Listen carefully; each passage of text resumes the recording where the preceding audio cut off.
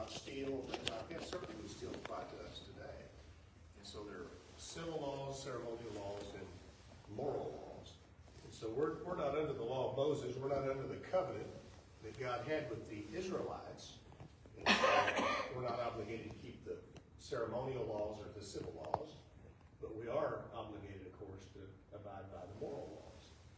And so Jesus here is referring to many of the civil laws and stuff and ceremonial laws, but he's trying to help the people to see that the teaching behind the laws was God's intention to help us be close to the Lord and be obedient to the Lord. And so his teaching, of course, was not anything like theirs. Theirs was very, very legalistic, very harsh, and they were very hypocritical. They would say, do this, do this, don't do this, but they wouldn't abide by it themselves.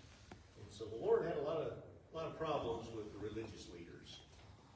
He reached out to those that were involved in sin, and those that were responding to him, and had lots of problems with the religious leaders. They were all about religion. Sometimes religion is not such a good thing. It can be. There's such a thing as good religion, but religion can also become very, very legalistic. So he's continuing this comparison. You've heard it said this way. I'm telling you this. He's giving us a further explanation. So let's look here at Matthew 5, and beginning at verse 33 through 37. He says, again, you've heard that the ancients were told, you shall not make false vows, but shall fulfill your vows to the Lord. But I say to you, make no oath at all, either by heaven, for it's the throne of God, or by the earth, for it's the footstool of his feet, or by Jerusalem, for it's the city of the great King. Nor shall you make an oath by your head, for you cannot make one hair white or black. But let your statement be yes, yes, or no, no. Anything beyond these is of evil. Okay, so let's talk about that. Here Jesus is discussing the importance of keeping your word. When you give your word to someone, when you say something, you're to be honest, you're to be trustworthy. Who was it that said, a man's handshake is his bond? Who said that? Somebody said that. Somebody famous said that. Something about a handshake. Somebody? What's that? Bill Rogers or Was it Will Rogers? Will Rogers said something about. Maybe. Yeah, he said something about a man's handshake. It ought to be good enough, without having to have contracts and all that. Of course, today we've got all these contracts for everything. Right. And then lawyers can find a way to get around them, can't they? But anyway, he's talking here about the importance of keeping your word. When you give your word, then you should be a trustworthy person, where people know if you say something, it's true. The Old Testament included warnings against using the Lord's name to make a vow. And I've got several references there in Leviticus and Numbers and Deuteronomy that if you made a vow in the name of the Lord, then that was a very serious matter. And the Lord expected you to keep that vow, or you'd face the consequences for that. And so the Pharisees tried to find a way around that. They were notorious for making oaths, but they would make allowances for the oath. Instead of saying the oath was in the name of the Lord, they would say it's by heaven, that's your first blank, or by the earth, or by Jerusalem. And so that's why Jesus mentioned that. He said, don't make oaths even like that.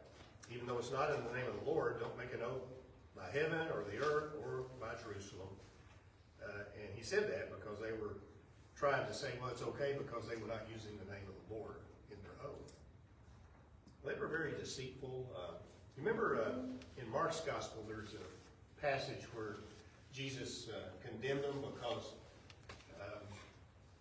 they were saying, well, if they dedicated something they had, like some wealth of some kind, if they dedicated that to the Lord, then they wouldn't have to use that for helping their parents. And Jesus said it's called Korban, which they just dedicated, was dedication. They dedicated that to the Lord. I think they probably still kept it. I don't think they gave it to the Lord. They may have, I'm not sure about that. But anyway, what they were doing is they were trying to get around having to use that money or to help their parents. And the Lord chastised them for it. He said, it's not right. You're supposed to honor your father and mother and take care of your folks, and you're not doing that. So he's calling them out for their hypocrisy. They were very hypocritical. So, Jesus indicated that oaths should not be necessary at all. A person's life and integrity should be enough to back up his word. Wouldn't that be great? Mm-hmm. If every time somebody told you something you knew was true. Yeah. Why do you think it is that some folks really have a problem with telling the truth? Why is that? Any thoughts on that? Some people are just, they'll tell a lie when the truth will do better, you know? A lot of people do that. What's that? Make it more interesting. They get more interesting, yeah. Or maybe they don't have much self-esteem and they're trying to make themselves sound important or something, and so they may exaggerate to the point of lying. Politicians all tell the truth, right? Oh, you're so funny. Yeah. Can't believe you said that. Sometimes we get pressured, don't we, to fudge a little bit, you know? Is there such a thing as a white lie? Lie's a lie, isn't it? Yeah, you just need to tell the truth. Sometimes we may not be straightforward because we don't want to hurt somebody's feelings or something, you know. Yeah. Heard about the husband whose wife was trying on a new dress, and she said, "How do I look in my dress? Does this dress make me look fat?" And he said, "No, it's not your dress; it's your hips." You don't want to do that. It's true. It's all true. You should have just turned around and walked out. Sometimes it's better just not to say anything at all. Right. You can be too honest, I guess. Get yourself in trouble, right? Yeah. Okay. That's this thing about Charlotte. I'm probably too honest with Charlotte sometimes. So. She's pretty straightforward with me too. By the way, I just thought of something. I bought her some flowers for Valentine's Day. How about that? Aww. I haven't done that for many years. Aww. But I have to be honest, you know how it happened? I was going into Walmart for something else, and my grandson, Jonathan, pulled up in the parking lot there, so we went in together, and I said, "What are you doing?" He said, "Well, I'm getting some flowers for Destiny, his girlfriend." So he kind of shamed me into it. Well, what am I going to do? You know, you're using my flowers. So I thought, well, I guess I could do that too. Yeah, well, he's young, you know. All right. Any thoughts on that, about taking an oath? Is it wrong to take an oath in a court of law? Would that be wrong? No, that's a system that's set up, you know, where, of course, not everybody that goes into a courtroom is telling the truth. And so when you're under oath, then that's a legal thing, where if you lie while you're under oath, it's perjury, and it's a criminal offense, could be. Do they do that anymore? They take the oath, but I don't know if they use the Bible. I don't think they do. Or swear to God, or so help you God thing. Yeah, I don't think I think they took all that I'm out. not even sure if anybody does that anymore. The Bible, and put your hand on the Bible, and, Well, a friend of mine is Jehovah's Witness, and she would not go to, oh yeah, she would not judge another person for right, that reason, and Yeah. because she doesn't judge people, she says. right. It could be one of those things, you know, like so many others, that have kind of fallen by the wayside because there's so many non-believers in our society that are offended by it. And so, like prayer in schools was removed, you know, gosh, when was that, 1979, wasn't it? Or, what was before that, wasn't it? That was like 60-something, wasn't it?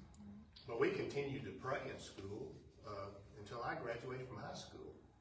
And I think it's just when somebody starts, you know, pitching a fit about it or threatening a lawsuit or something like that, that they then stop doing those things. I heard a teacher say that as long as there's tests in school, there's gonna be prayer in That's school. Yeah, It was yeah, the that's same right. thing in roll call. Maybe a lot of silent Always prayer. be prayer in school.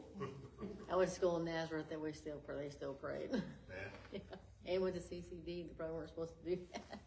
right. Yes, again, it's just until somebody complains about it, I think. Yeah. And then well, we're seeing a lot of those things kind of, our culture has changed so much drastically. you know, and for the worse. And so we're seeing a lot of those things drop off. But Christians should be very honest in their dealings and stuff, and, you know, just, you know, be a person of honesty and trustworthiness, and so that people would know that, can tell that. It's a part of your testimony, isn't it, for the Lord? I think they still have that prayer at the pole. Yeah, they can do that. Voluntary, it has to be student-led, I think. And, yeah, that like in September, when school starts up, maybe? Yeah, something Yeah. like that, in September, Meeting at the pole. singing at the pole. Yeah. I think the youth minister years ago, it used to be at Paramount Baptist, I believe, is the one that started that. Only he wasn't there when he started it. He went on staff, I think, with the state convention. And I think he was the one that kind of started that, if I remember right. So, however many years ago. I've spent a lot of mornings across the street praying for the kids at the pole. Yeah, So, We used to do it, our church used to sponsor it. yeah, yeah. That's a good thing. And, okay. Well, look at the next section here, verse 38 through 42. He said, "You have heard that it was said, an eye for an eye and a tooth for a tooth. But I say to you, do not resist an evil person. But whoever slaps you on your right cheek, turn the other to him also. And if anyone wants to sue you and take your shirt, let him have your coat also. And whoever forces you to go 1 mile, go with him 2. Give to him who asks of you, and do not turn away from him who wants to borrow from you." Okay? So several Old Testament passages emphasize what is known as the law of retaliation. Law of retaliation. That's what we, eye for an eye, tooth for a tooth. We still got several passages there that indicate that. This law was intended to promote justice and also to prevent any retaliation for being too excessive. So, what's the principle behind an eye for an eye and a tooth for a tooth? Okay.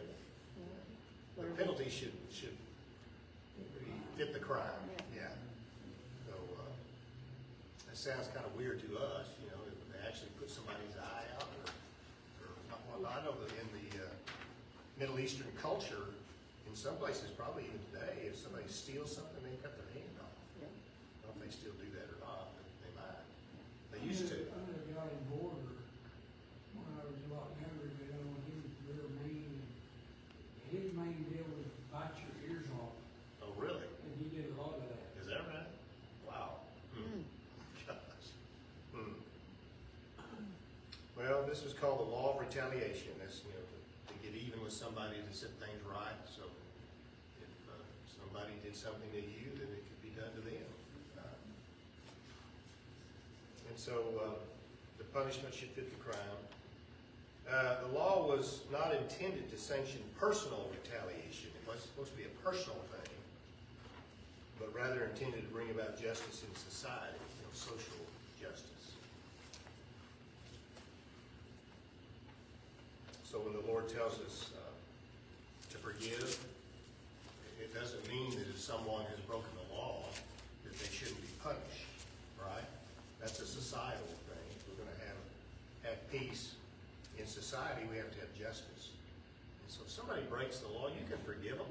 You know, somebody stole something from you or did something against you, then you should be forgiving, which means you're not saying what they did is okay. You're just saying, I'm not going to hold that against you, or I'm going to let go of the anger and bitterness in my heart. But that person should still be accountable, shouldn't they, for what they've done? And should pay a price for that. And should go to prison if necessary, or be punished in whatever is the appropriate way to do that. Okay. So Jesus didn't cancel the law. He said, I didn't come to abolish the law. I came to fulfill it. But he's emphasized here the fact that this would be on a personal level, that a righteous person's life should be characterized by humility and forgiveness. Humility and forgiveness.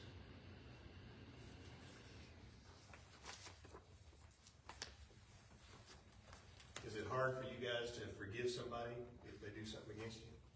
Depends on what it is. Depends on how bad it is. Not if Yeah, some people are more vengeful than others, I guess, want revenge, you know, and, you know.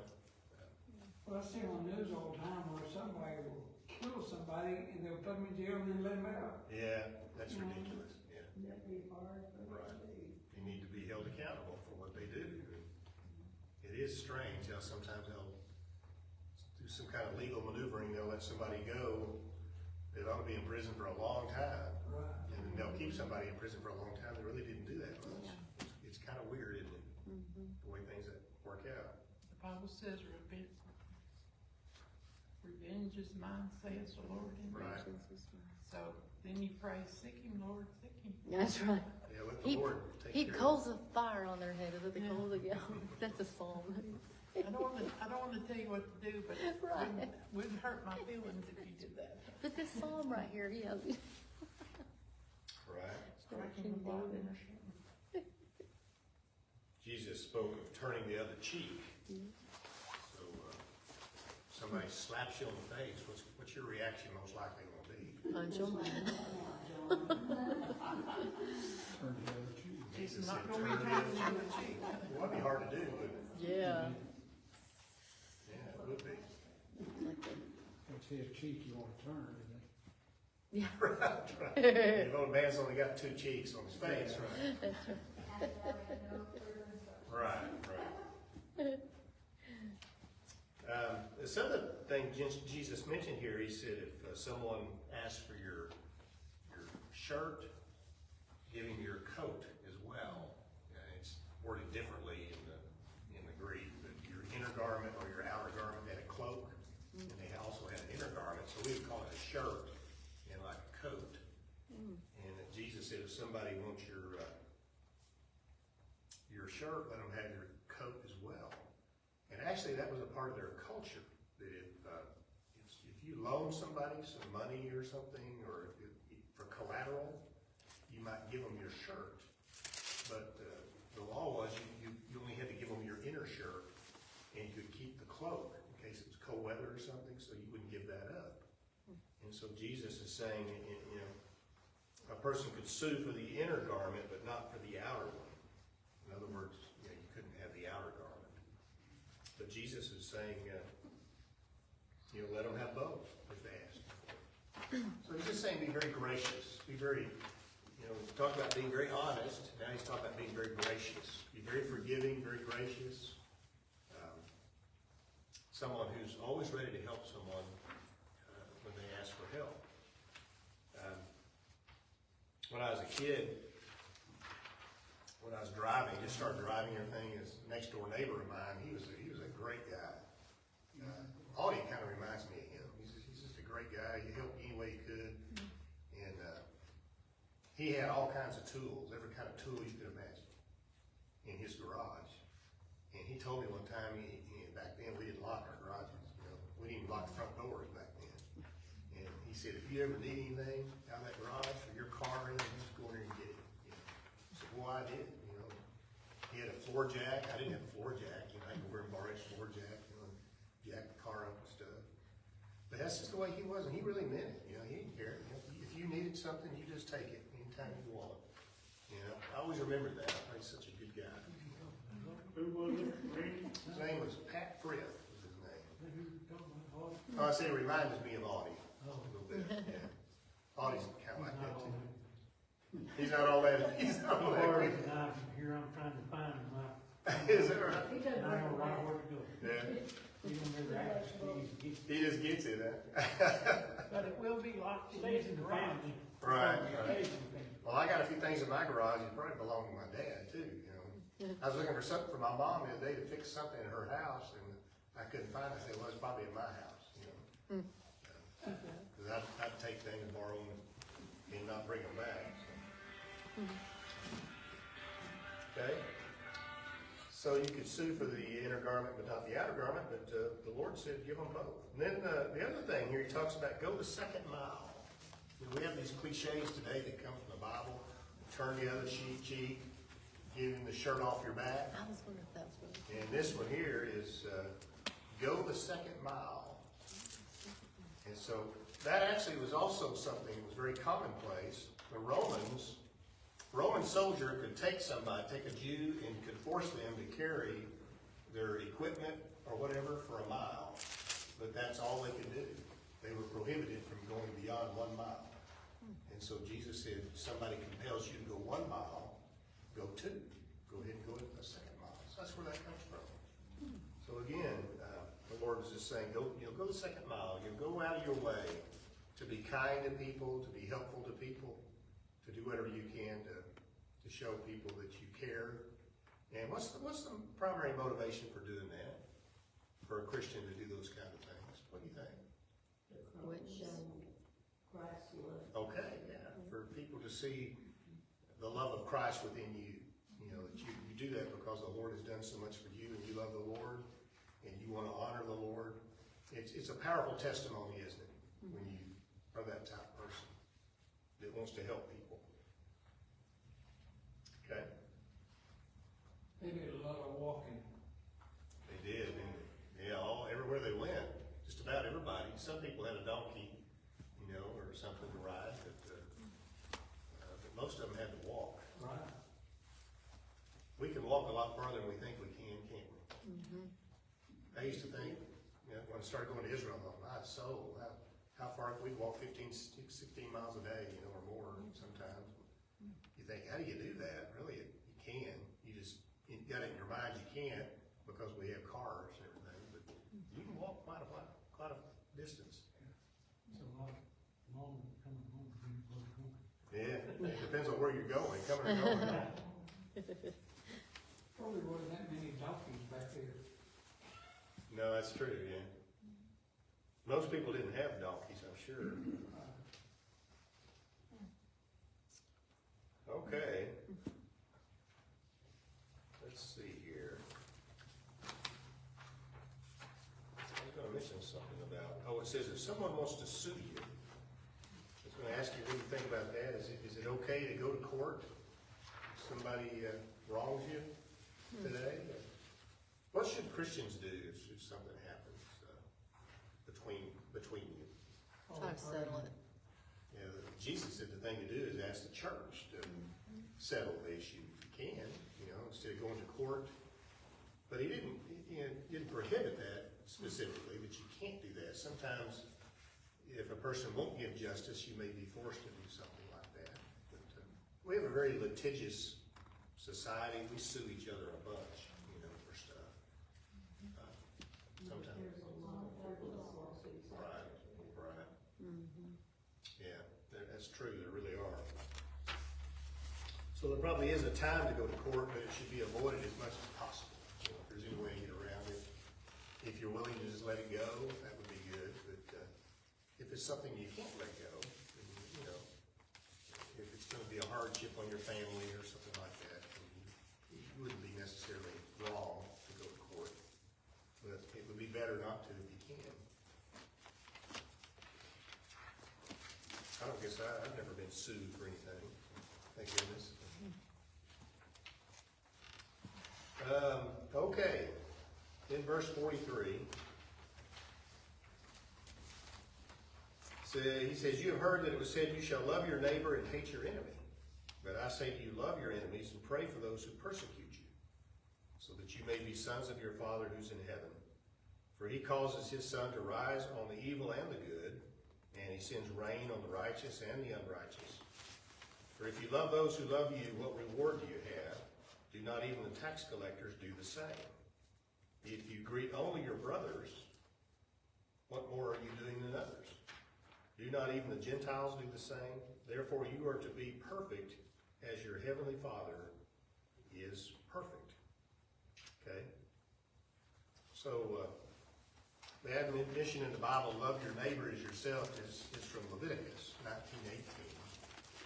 And you say, well, where does the Bible say you're supposed to hate your enemies? Well, that's probably a teaching of the Pharisees. But Jesus said that we should love our enemies. So why is it important to love your enemies? God tells you to. Okay. If you hate someone, that comes between you and the relationship with the Lord. Right. Because he says not to this earlier, you know, we talked about if you have hatred in your heart towards someone, it's like, oh, Jesus compared that to the sin of murder, almost, you know. Again, you see the high standard of the Lord and what's going on in your heart. But we shouldn't have hatred in our heart towards people. It's bad for you anyway. Right. You know, it kind of eats you up inside. Yeah, it does you more harm than it does the person. If someone is really wicked and mean to you or whatnot, if you've got a lot of anger and hatred in your heart towards them, then it's harming you a whole lot worse than it is them. You know, they don't care. They really don't care anyway. And if you pray for them, I've learned that it kind of softens your heart towards them, and it can kind of help you see.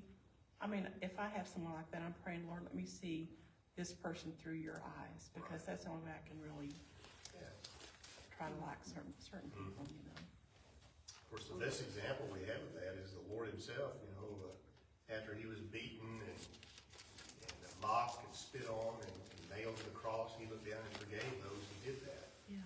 Father, forgive them, they don't know what they're doing. And so he had forgiveness in his heart for other people. So we should forgive even as we have been forgiven, right? So Jesus taught that we should love our enemies as an indication that we are truly children of God. It gives evidence that you really belong to the Lord.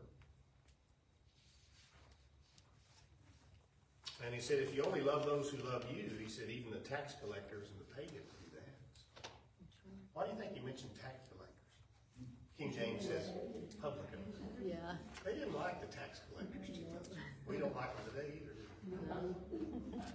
You enjoy paying your taxes? No. But they would overtax them, and, Yes, it was very corrupt. I mean, it wasn't a fair deal, they would Yeah. overtax. Not fair today either. Yeah, I was about to say, just like today. I just think of it as the government. Not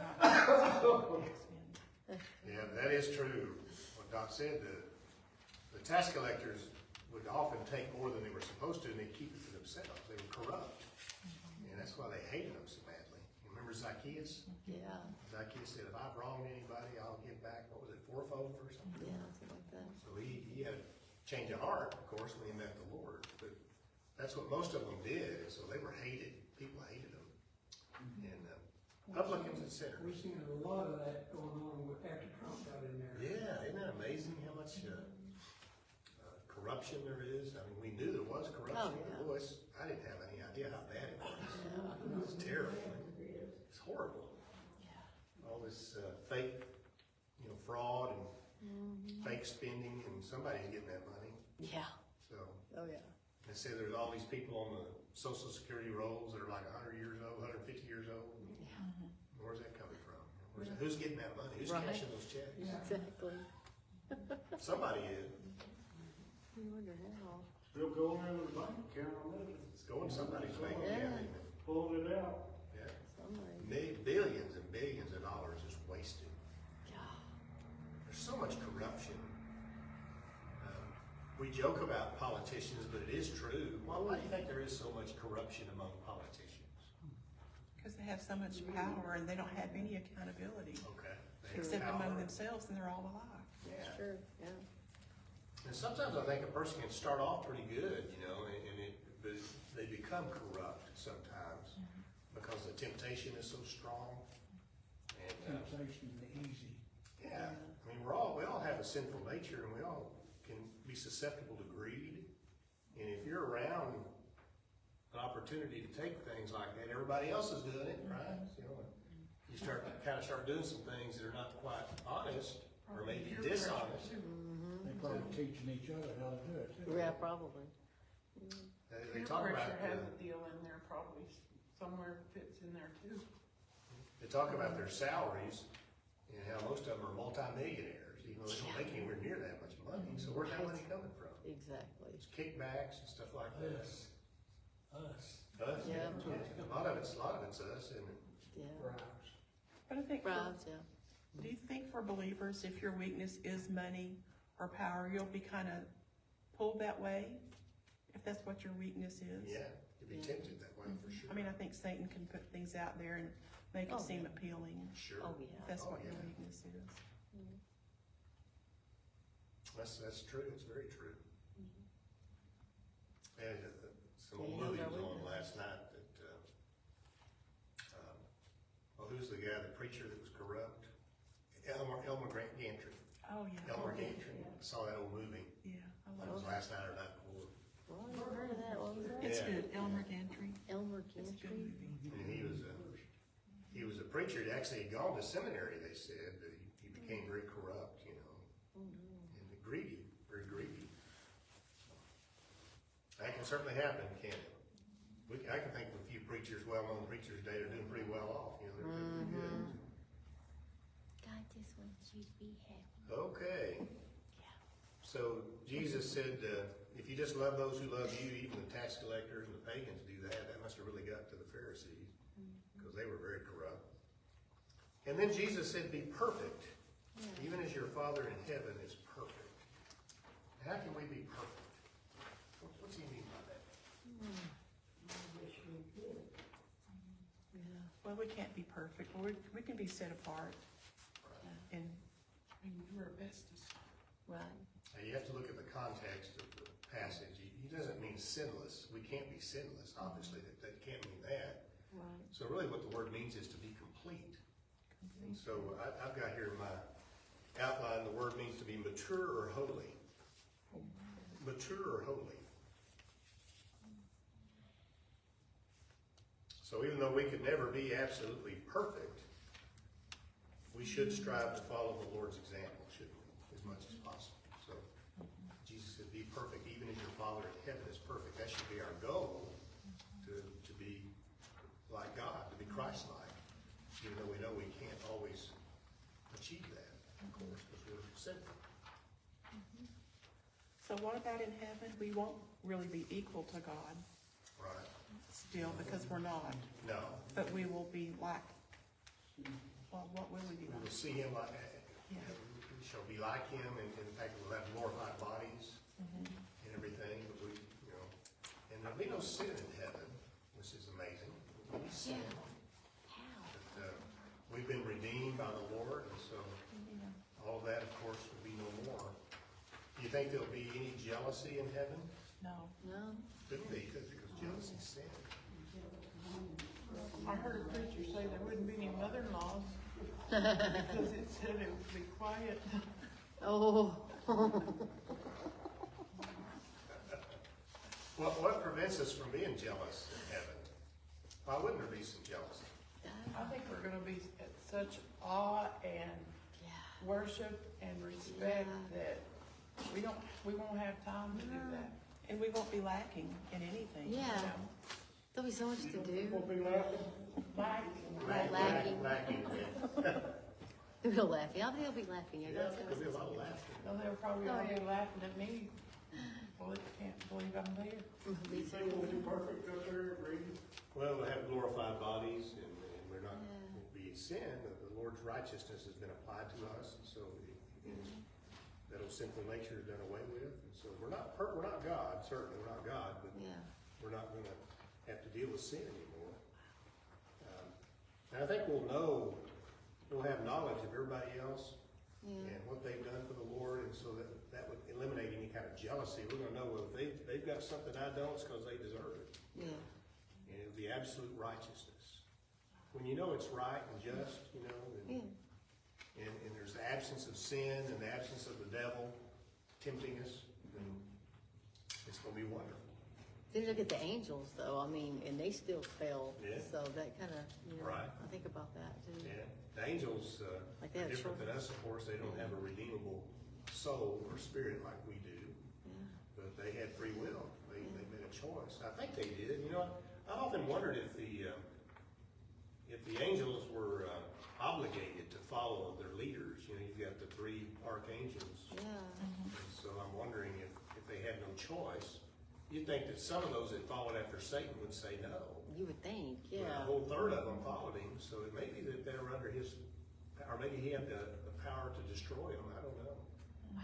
But a third of them followed Aren't the him. men having relations with the angels and stuff? Yeah. With the So- people. Yeah. Well, did I read it in the Bible or in a book that angels are just waiting for the Lord and then they will act on whatever the Lord says? Yeah, they're ministering spirits. They minister to us. And so the Lord does dispatch them, you know, to come and help us. But they don't go out on their own and do their own thing, they're waiting for instruction. Well, it's a good From the question. Lord. I don't know, if the Lord may have assigned us angels, you know, since we know they're ministering spirits to the saints. It could be that the Lord has just assigned an angel to you, that That's is also busy an about angel. watching over you. Yeah, I feel Yeah. like that's true. Yeah.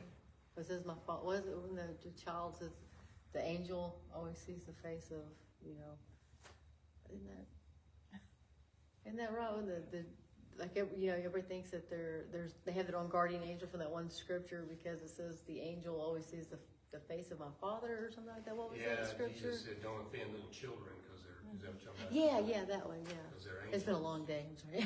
Yeah, before the Lord. Yeah, yeah. Kind of gives us that's the impression that we have guardian angels that watch over us. I'm not sure what all that involves. it. Yeah. It's kind of cool. Well, I sure prayed for a band of angels to be around Ethel's stuff today, because Yeah. she's got some people that are behind her that's kind of shady or shisty, or they think, somebody of her family thinks it's a chop shop that they're What? cutting up cars, yeah, and that they're, cause they go in and there's a chain gate that they lock, nobody can go in.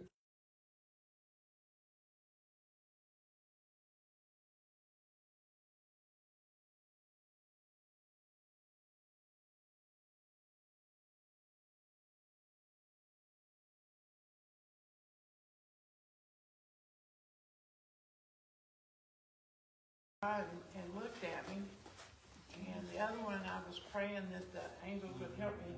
No, I wanted to see my angel, and I said I was so busy putting out the fire, I didn't have time to look for my angel, but there had to be an angel there, because we had fire in the trailer and it didn't do anything. It Wow. scorched it was a dryer, and it scorched the cabinet above it, was all it did. I mean, it could have burned down, because we had Yeah, thank the Lord. living flames. Yeah. I saw a testimony on the internet today, and you know, you never know about it, but it was a Christian man. He said, he's a preacher, and he said he was on a trip one time, and his car broke down, and the gas was just poured out of a tank, had a hole in it or something. And he said this guy came along and said, I want to help you. And he said, I'm here. What I'm here for, I'm here to help you. He said, what do you mean? He said, I'm just here to help you. So they took the car, I guess he pulled it or something up to this place, and he said there was a cafe, and there was this old building next to it. It was like a shop. And he said they pulled the car in there, and the man worked on it, fixed it and everything, and repaired it. And said, okay. And that guy said, well, how much do I owe you? You know, he said, you don't owe me anything. That's why I'm here. That's what I'm here for. And he says, well, thanks, you know. So he said he was coming by there later, like a week or two later or something, and he was going to stop and thank the man that helped him. And he said the place was all boarded up and everything, and he went next door to the cafe and said, well, I want to thank the man that helped me over here at this shop next door. And he said, they didn't get him back. The shop's been closed for years. So there's no electricity over there. There's nobody over there. So he wondered, you know, was it an Yeah. angel that helped him? Yeah. So that's kind of a cool story. Yeah. When I was younger, I was coming back from our farm, and out by Lakeview Gin, I'd busted a hose, a radiator hose, and so I pulled her on the side of the road, and this guy, I'm like, it was a semi, he stopped on the side of the road, and he said, oh, let me help you. And, you know, we walked over to Lakeview Gin, and they had some duct tape, whatever. He put it all together, and I was still in there, so I got to call my grandmother, tell her I'm going to be late. And so, anyway, I was in there calling on the phone, and I looked back out, and I said that, and there was no truck there at all. It was gone. And he must have been super fast. That's the only thing I could think of, but there was no semi there. It was, yeah. Kind of cool to think about it. Yeah, that's like almost 30 years. I still remember that like it was yesterday. So Huh. weird, yeah. One of the women of the faith tell that she had truck trouble, and they called for a wrecker, and this shisty looking man showed up in a old beat up wrecker, and he was there to help her, and she was almost afraid of him, and he towed her in and stuff and didn't charge her anything for it. And she really felt like it was an angel that towed her Yeah. car in for her. and kept her safe on I think it was a California highway or something. I wow. don't remember now, but she wasn't there. Yeah, that's amazing, I think. Well, okay, thanks for coming tonight. Randy, did you ever know Doug Davis? Doug Davis, no, recall that. He used to be my Sunday school teacher over at Prairie View, Oh, yeah? Yeah. but he She's owned going the back head to of the her coffee shop. final check. Oh, yeah. Will it be tomorrow? Yeah. He went to the doctor one day, Yeah, I forgot it. and he had knocked on his head. She told me she would go there. He was come back, his wife, By the time I thought about it,